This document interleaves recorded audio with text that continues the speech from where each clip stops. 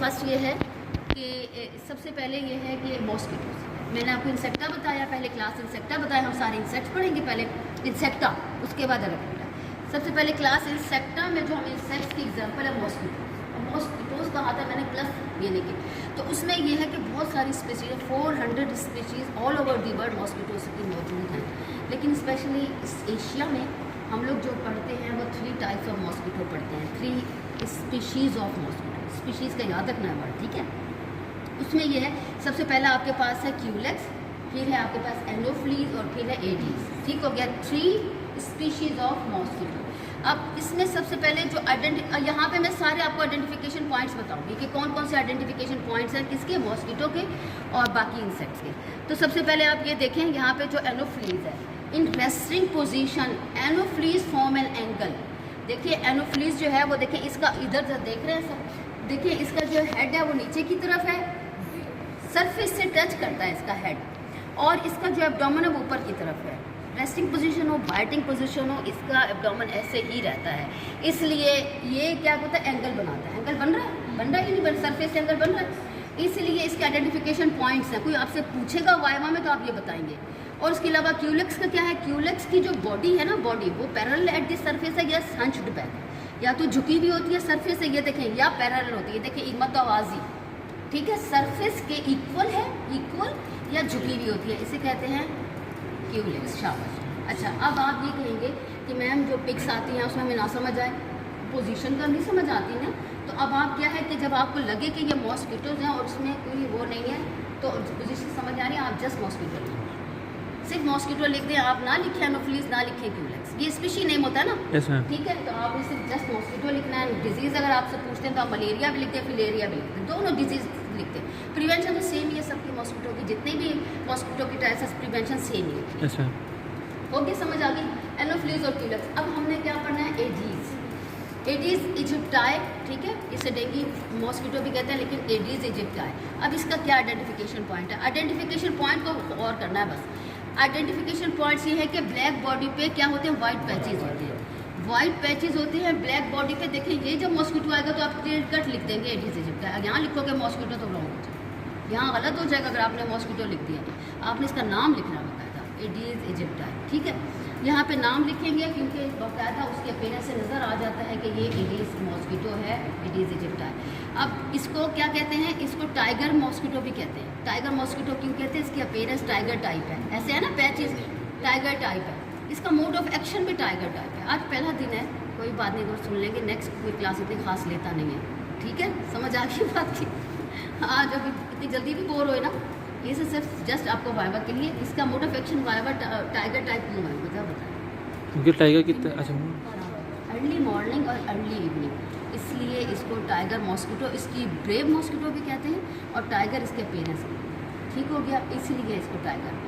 अब आपको समझ आ गई दोनों के आइडेंटिफिकेशन पॉइंट्स, आइडेंटिफिकेशन पॉइंट समझ आ गई। प्रिवेंशन मैंने बता दिया है, सेपरेट प्रिवेंशन अगर बहुत अच्छा किसी ने बहुत अच्छा प्रेजेंट करना है तो इसका एंटी एडेड मेजर भी है, एंटी लार्वा भी है, अगेंस्ट बाइट भी। अब बाइट के लिए आपने मॉस्किटो नेट यूज़ करने हैं, रिपेलेंट यूज़ करना है, ठीक है ना, ऐसे है ना, ये सारे मेजर्स अलग-अलग हैं। इसके अलावा इन्वायरमेंटल कंट्रोल भी है, इसके अलावा केमिकल कंट्रोल भी है, और बाइट के अगेंस्ट भी आपने प्रिवेंशन करनी होती है। जब आपने फुल स्लीव्स करने होते हैं, आपने रिपेलेंट यूज़ करना है, ये सारा इसका मॉस्किटो है, ठीक है। नेक्स्ट आपके पास आ जाती है फ्लाइज, मैंने कहा था फ्लाइज, हाउस फ्लाई नहीं फ्लाइज। अब ये मॉस्किटोज की हो गई, उसके बाद नेक्स्ट हमारे पास फ्लाइज। अच्छा, अब हम फ्लाइज में पढ़ेंगे सैंड फ्लाई और हाउस फ्लाई। फ्लाइज तो बहुत ही किस्मों की हैं, अल्लाह जाने पता नहीं कितने इसकी होंगी, टाइप्स होंगी। हम यहाँ पे सैंड फ्लाई और हाउस फ्लाई। अब यहाँ पे जो सैंड फ्लाई है ना, ये पहले हम यहाँ ये पढ़ेंगे। सैंड फ्लाई की जो रिजेंबलेंस है ना वो मॉस्किटो टाइप है, लगता है कि जितने भी इंसेक्ट्स यहाँ पढ़ेंगे ना आपको कहीं से भी मॉस्किटो और सैंड फ्लाई एक जैसे लगेंगे, बाकी सब डिफरेंट है।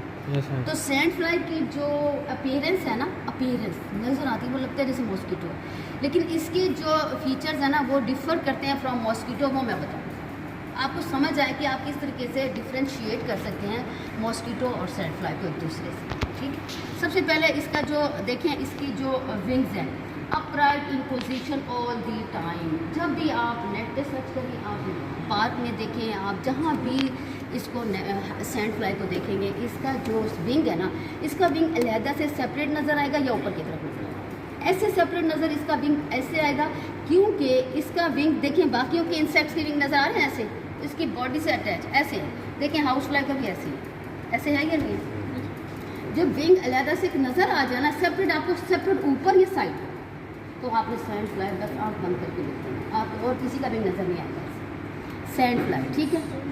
दूसरा करेक्टर इसका और गौर से ज़रा अगर और देखो गौर से, तो इसकी बॉडी पे पूरी कवर्ड विथ सीलिया और भी हेयर के साथ कवर होती है इसकी बॉडी, बारीक बारीक सीलिया। ये देखें इस पिक से नज़र आ रहा है, yes, पूरी बॉडी पे इसका हेयरी इंसेक्ट भी कहते हैं, हेयरी इंसेक्ट, ठीक हो गया। तीसरा करेक्टर इसका ये है कि इसकी जो लेग्स हैं वो डबल होती हैं इसकी बॉडी साइज़ से। अगर आप इसकी बॉडी साइज़ देखें ना, इसको कंपैरिजन करें, तो इसकी बॉडी साइज़ की इसकी लेग्स का साइज़ जो है ना वो डबल होता है, बॉडी से डबल साइज़ लेग्स का होता है, जबकि मॉस्किटो का ऑलमोस्ट इक्वल होता है, इक्वल नहीं तो थोड़ा सा बड़ा होता है, ठीक है। अब ये करेक्टर समझ आ गया ना, ये करेक्टर जो ज़्यादातर दिखने वाला करेक्टर है वो इसका हेयर्स का है और इसके विंग्स। उसके बाद नेक्स्ट है इसका शॉर्ट, ये बहुत ही शॉर्ट इंसेक्ट है, टीनी इंसेक्ट है, बहुत ही चंद मिलीमीटर ऐसे इसका जो है ना वो होता है, सेंटीमीटर इसका वो होता है एरिया। तो इसका जो है आपने क्या करना है, इसका लास्ट वाला जो करेक्टर है वो है इसका ये do not fly by choice, ये हुपिंग इंसेक्ट, लेकिन ये तो आप आइडेंटिफाई नहीं कर सकते ना, वो फिफ्थ करेक्टर इसके लैदर से हैं। तो ये जो है सैंड फ्लाई। अब सैंड फ्लाई कब होती कहाँ पे? सैंड फ्लाई जो है वो आप देखेंगे बहुत ज़्यादा डार्क प्लेसेस होते हैं, जो एनिमल कीपिंग हाउस होते हैं ना, जहाँ पे बहुत ज़्यादा एनिमल्स रखे जाते हैं, जहाँ पे क्रैक्स होते हैं, अंधेरी जगह होती है, रोशनी नहीं आती, वहाँ पे क्रैक्स पे ये ठीक है इसकी फीमेल। और क्या है हुपिंग इंसेक्ट मैंने कहा, अब रोशनी करें सफाई करें ख़त्म हो जाता है, या केमिकल स्प्रे करें, देखें जहाँ पे ब्रीडिंग प्लेसेस होती है उससे तकरीबन 1 किलोमीटर भी नहीं जा सकती है, उससे ऊपर जा ही नहीं सकती है, इसलिए इसको इरिडिकेट करना बहुत ईजी होता है। अगर जहाँ नज़र है सैंड फ्लाई आप स्प्रे कर दें, रोशनी करें, सफाई करें, ख़त्म हो जाए। सैंड फ्लाई का समझ आ गई है। अब सैंड फ्लाई की जो डिजीज़ है वो आपने लिखनी है, लिशमैनियासिस, काला आज़ार, ओरिएंटल सोल, ये देखें यहाँ लिखे हुए हैं, या आपने डिजीज़ को याद रखना है, ठीक है। नेक्स्ट आपके पास है जी हाउस फ्लाई। हाउस फ्लाई जो है वो इंसेक्टा की है, इससे बिलोंग करती है हाउस फ्लाई।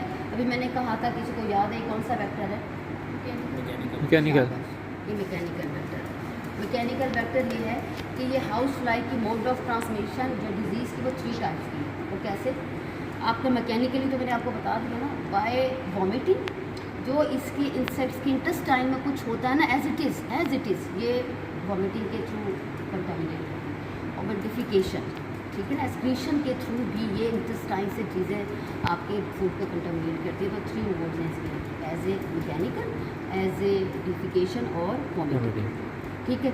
अब ये जो हाउस फ्लाई, इसके आइडेंटिफिकेशन पॉइंट्स ये हैं कि देखें इसके बड़ी प्रोमिनेंस होती है, सबको पता है, सब देख रहे होते हैं। इसकी लार्ज हेड विद कंपाउंड है ना, बड़ा सा प्रोमिनेंट हेड होता है ना, और इसके साइड पे लार्ज हेड विद कंपाउंड है, बड़ी बड़ी आँखें हैं तो, ठीक है। ये इसका आइडेंटिफिकेशन पॉइंट्स पहला। दूसरा आइडेंटिफिकेशन पॉइंट्स क्या है? ये सर को मैंने यानी कि अगर हम साइंटिफिकली तो मैंने आपको डेफिनेशन बताई है बायोलॉजिकल वेक्टर की, लेकिन आपको ये देखें कि आप ये सब ये भी कह सकते हैं कि जो बाइट करते हैं, जो काटते हैं, वो बायोलॉजिकल हैं, ऐसे हम कह नहीं सकते, ठीक है।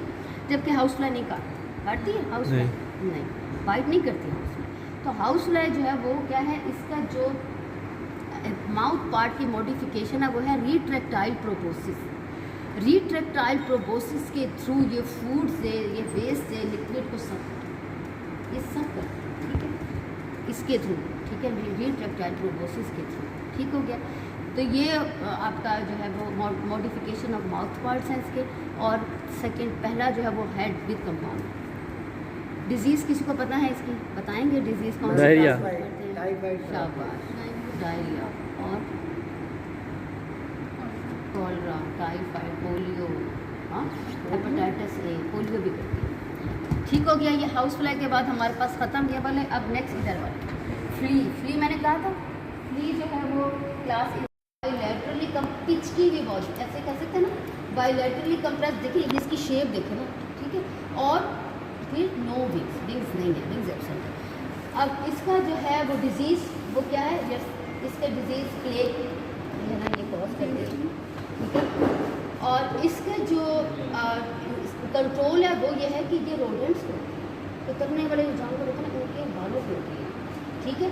तो कंट्रोल ऑफ रोडेंट्स भी यहाँ लिखना है, थोड़ा थोड़ा सा देख लेना है। जैसे मैंने कहा कि एनवायरमेंटल कंट्रोल सब पे लिखना है, थोड़ा थोड़ा सा आपको खुद देखना है कि इसके ब्रीडिंग प्लेसेस क्या है, ठीक है। तो ये कहाँ इसकी हैबिटेट है, कहाँ इसकी सर्वाइवल है, इसकी सर्वाइवल रोडेंट्स के हेयर के ऊपर होती है, ठीक है। तो वो आपने इसको कंट्रोल करना है। रोडेंट्स को कंट्रोल करेंगे ऑटोमेटिकली कंट्रोल हो जाएगी। इसके अलावा स्प्रे भी कर सकते हैं, ठीक है। तो ये फ्ली के बाद हमारे पास इंसेक्टा, क्लास इंसेक्टा में आ गया जी लाउस, ठीक है। ये बहुत सारी टाइप है फ्ली की, लेकिन हम रेड फ्ली पढ़ रहे हैं, ठीक हो गया। सैंड फ्ली नहीं पढ़ा हमने रेड फ्ली पे, इसलिए मैंने रोडेंट्स का कहा, ये रेड फ्ली है। अब लाउस, अब लाउस जो है ना, इसकी भी 3 टाइप्स हैं। हेड लाउस सुना होगा आपने, बॉडी लाउस, ट्यूबिक लाउस, ये सुने होंगे आपने, ठीक है।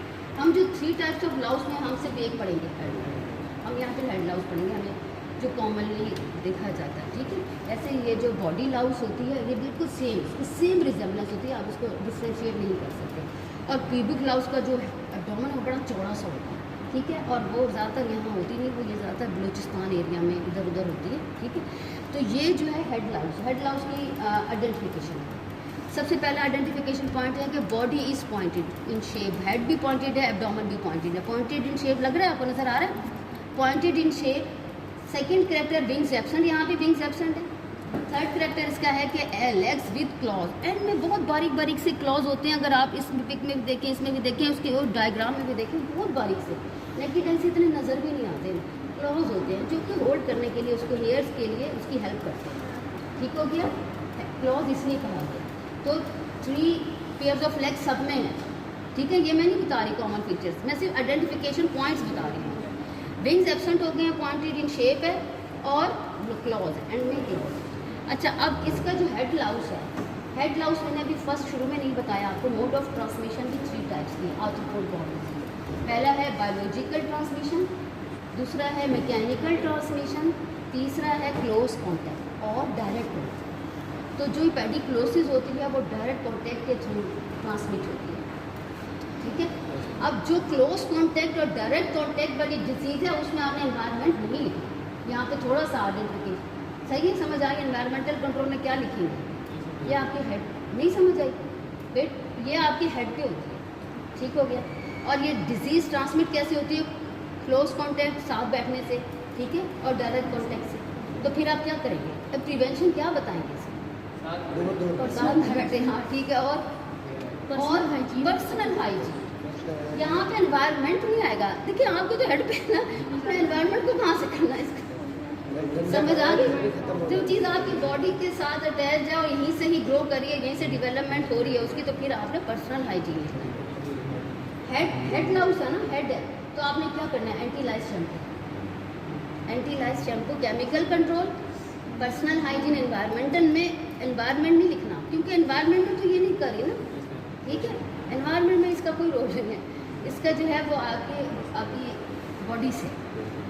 पर्सनल हाइजीन, आइसोलेशन भी कह सकते हैं। जो लाउसी पेशेंट, लाउसी पर्सन होता है उससे साइड करो, ठीक है। उसके यूटेंसिल्स को यूज़ ना करें, ठीक है। उसके जितने भी इस्तेमाल की चीज़ें उसको यूज़ ना करें, वो सारा कोई टॉवल्स हैं, उसकी क्लॉथिंग है, ये सारी चीज़ें यूज़ करेंगे तो हो जाएगी, ठीक है। तो ये आपने सारा फोकस पर्सनल हाइजीन, फिर एनवायरनमेंट लिख देना, पर्सनल हाइजीन और एंटीलाइजेशन, ठीक है। एक इसमें आया था एक हॉस्पिटल, वो बच्चा मेरे से पूछ रहा था, मैडम जुओं वाली कंघी को इंग्लिश में क्या कहते हैं। मैं कहा मुझे भी नहीं आता। उस बच्चे ने मुझसे पूछा, बेचारे के सीन में जो आया ना कि क्या क्या करना है, तो उस एज को मुझसे मैडम जुओं वाली कंघी को नहीं बता दें, ठीक है। अब आप ये सर्च करने क्या कहते हैं। अच्छा हो गया लाउस का। उसके बाद आपके पास लास्ट वाला जो है वो है रिड्यूबिड बग, सॉरी रिड्यूबिड बग नहीं है, ये हम पढ़ाते हैं bed bug, BED bed bug, ठीक है। ये मैं सिर्फ जस्ट आपकी इंफॉर्मेशन लिए सुनना है तो सुन लें, ये डिजीज़ नहीं कॉज करता। ये जो है वो इसको हम इसलिए पढ़ रहे हैं कि ये पब्लिक हेल्थ इंपॉर्टेंस इसकी क्या है, इसकी इसलिए है कि ये इरिटेशन, इचिंग, पेट्यूल फॉर्मेशन है ना, ये नॉक्टर्नल हैबिट होता है। ब्लड इसका हमारा जो ब्लड होता है वो फूड है, इसीलिए। बाकी कोई पॉजिटिव एजेंट ये ट्रांसमिट नहीं करती, बेड बग, खटमा जिसे कहते हैं। लेकिन ये कि पब्लिक हेल्थ है कि बहुत नींद आपकी पूरी नहीं होगी तो प्रॉब्लम तो होती ही है ना, हाँ ऑटोमेटिकली। तो ये वो चीज़, ठीक है, इसको ज़रूरत नहीं है आइडेंटिफिकेशन की, ये नहीं आता, ये नहीं आता। सिर्फ ये जस्ट बताने की ये है कि ये नीटा के 8 लेग्स और सिफेलोथोरक्स एंड एब्डोमेन। देखिए ये जो लेग्स है ना, आप देखिए इसकी माइट की, सबसे पहले मैं माइट पढ़ा रही हूँ। माइट जो है वो इच माइट इसे कहते हैं, commonly known as itch mite. सबके कॉमन नेम्स भी हैं, जैसे हाउस फ्लाई। हाउस फ्लाई का साइंटिफिक नेम पता है सबको? साइंटिफिक नेम नहीं पता था?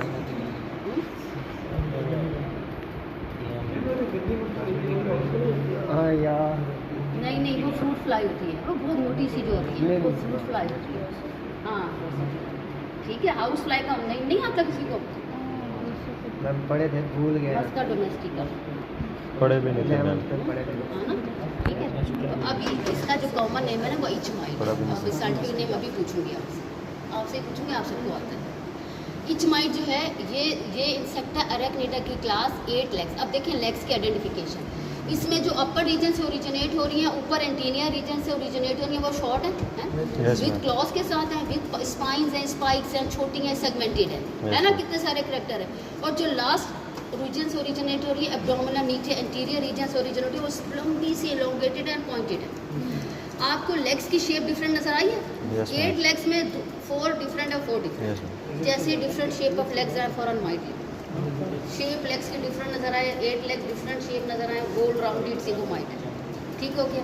अब इच माइट मैंने कहा कि ये स्केबीज करती है। देखें दो मैंने बताया था ना, क्लोज कॉन्टैक्ट के थ्रू या डायरेक्ट कॉन्टैक्ट के थ्रू जो चीज़ें होती है पेडिकुलोसिस और स्केबीज होती है। स्केबीज भी आपके क्लोज कॉन्टैक्ट के थ्रू होती है। और स्केबीज जो होती है वो होती क्या है, इटसेल्फ इससे ही मैंने आपसे पूछना है था कि डिजीज़ एजेंट क्या है। डिजीज़ एजेंट स्केबीज का क्या है? आपने मेरे उससे पहले बताना पहली चीज। अब इटसेल्फ इसी से डिजीज़ हो रही है, इसलिए हम इसको पढ़ें। अब ये भी वेक्टर नहीं है। वेक्टर की डेफिनेशन में ये है कि वो पॉजिटिव एजेंट को ट्रांसमिट कर रहा है।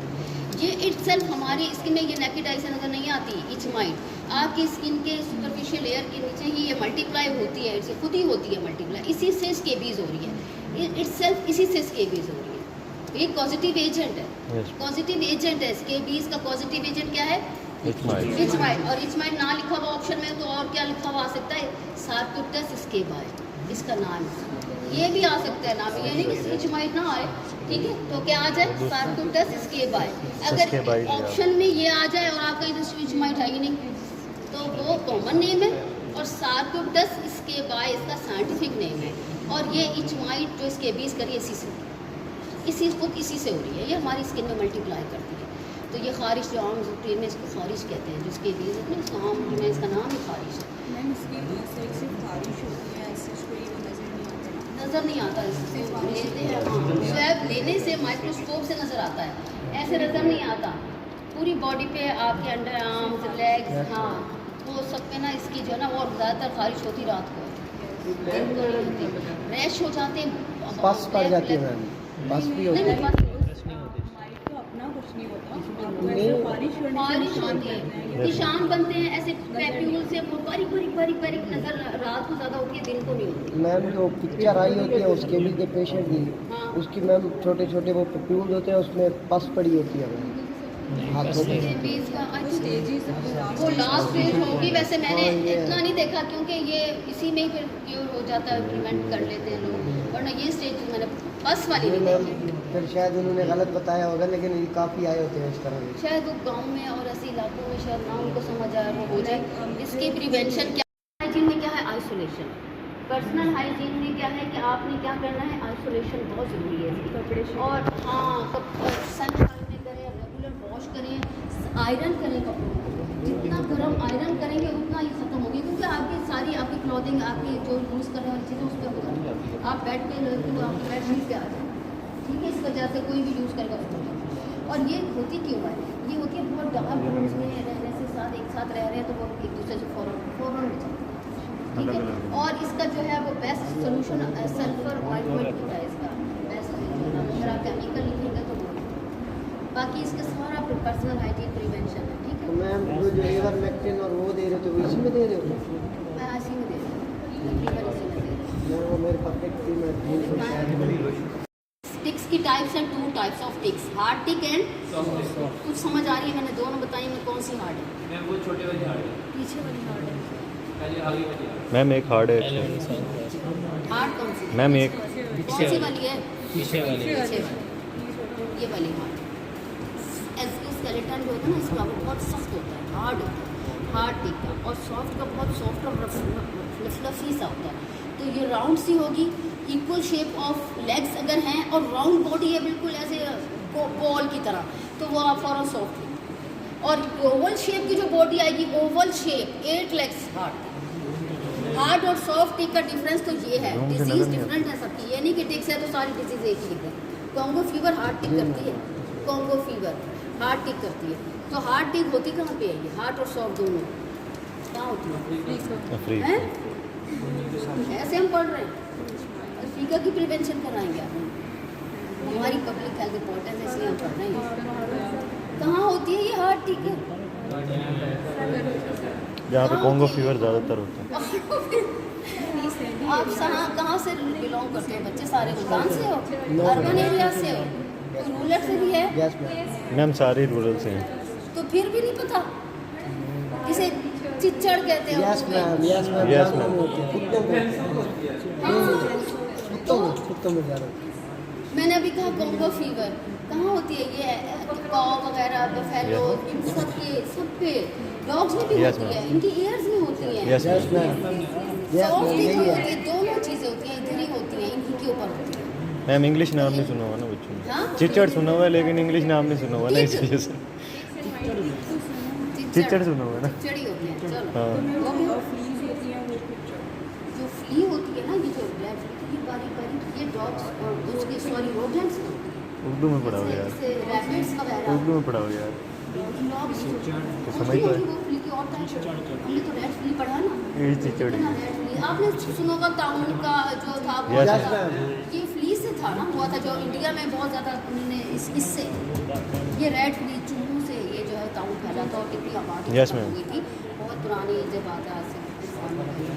ये मैम इनकी लाइव पिक्चर नहीं है।